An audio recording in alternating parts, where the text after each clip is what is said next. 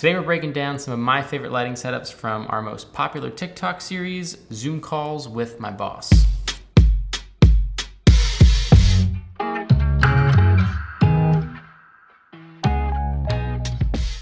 You may have seen it. It's where we have an employee building these elaborate lighting setups for his weekly calls. Each of the setups reference some sort of movie or TV show.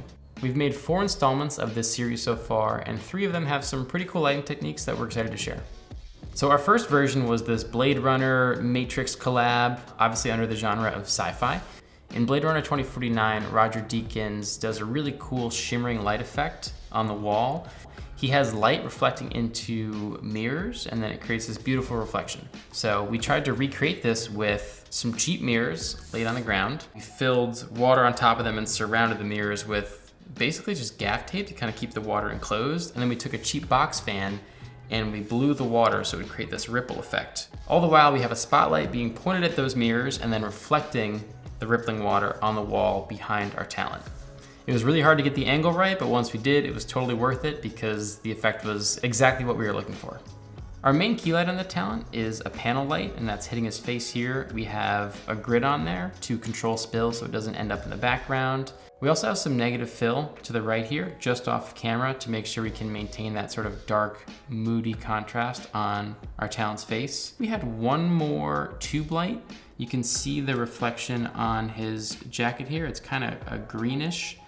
We're just going for that sort of dystopian, grungy sci-fi look with the green there. So for our next installment in the series, we decided to play with horror as a genre. Horror is a really fun genre to play with. You can do a lot with little by playing into people's fears of the dark and not totally showing your monster. There's a great director named David Sandberg that does a lot of horror films. He also has a YouTube channel where he shares some of his horror secrets. So we took some of these secrets, and by placing reflective tape onto sunglasses and wearing a wig, you get a pretty convincing demon-looking monster. We have a little light that I'm holding behind the camera, and you have to find the angle just right so that it reflects in the eyes and then bounces back into your lens. Our main light coming from behind the subject, I like to backlit when I can, is just an LED panel light turned all the way to red. Red's kind of a scary color in contrast with black, so I thought it was perfect combination. Down on the left side here, you can see a little hint of white light. We took a tube light and we set it on a lightning effect so it would kind of flash, creating the ambiance of lightning, obviously. And like I said, to get the reflection in the eyes is just a small aperture MC at the perfect angle so you get that reflection. And finally, we have the movie Drive. Drive has some beautiful cinematography. It's also one of my favorite films, so it was so much fun to recreate a scene from this. Our reference for this scene is the intro, obviously, where Ryan Gosling's character is introduced for the first time, and we see his habits of what he does and how he drives. And we did stylize this lighting a bit more, but there's plenty of Easter eggs and obviously the outfits, so the audience immediately knows that we're referencing Drive. For this, we did a mix of hard and soft light. I love incorporating both hard and soft into most things that I do. I just like the contrast of it. And then we also have color contrast. So we have, you know, the blue cyans that are very cinematic, and then a nice warm hot light that is just along our actor's face here.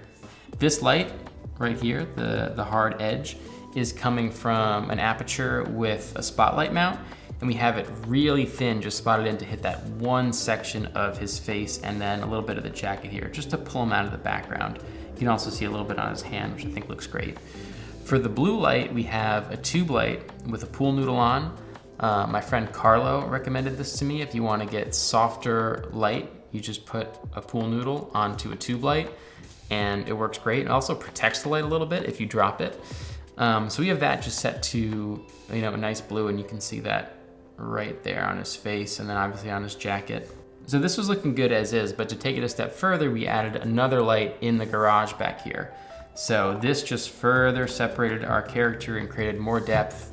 Little details like this make a huge difference when you're lighting. Lighting in layers is really important. Hope you enjoyed this quick breakdown. We're hopefully gonna be doing a lot more of these Zoom call videos, so if there's any more interesting lighting, I will be happy to share on YouTube. See you in the next one.